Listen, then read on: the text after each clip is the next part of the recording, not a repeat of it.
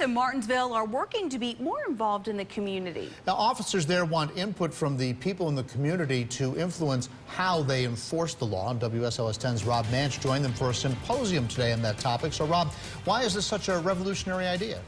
Well, John, Speaker and former Sheriff Harry Dolan says this community policing concept began after several high-profile cases around the country demonstrated a disconnect between the police and the community. He says Martinsville is one of the jurisdictions taking a lead in finding innovative ways to build that relationship, and the result is a safer place to live.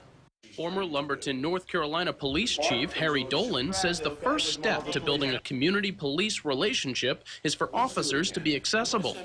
Personalized service to meet the needs. Make sure the preponderance of the officers are in the neighborhoods around the clock. That's what the citizens want. Martinsville Chief Sean Dunn says he's already begun to use this advice in running his department. We've got the entire city broken into 20 small manageable areas, and each one of our officers is assigned one of those 20 areas.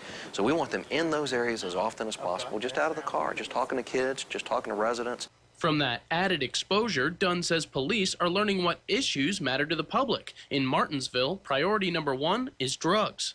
Day one, I had citizens tell me, hey, listen, I've got this drug complaint, this drug issue next door, this drug issue down the street. I'm scared to sit on my front porch because of drugs. Since then, Dunn has made stopping drug dealing his #1 priority. Last month, the department put 14 accused dealers behind bars. We'd like a little input. Dolan says another important role police are taking on is dealing with mental health. We're asking our officers, who are the only ones left making house calls, to now become almost clinical people dealing with folks in psychological crisis. That's why Dunn says officers with crisis intervention training, or CIT, are increasingly common.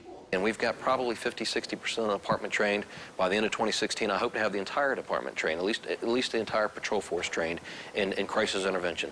A department that works with, not for, the community.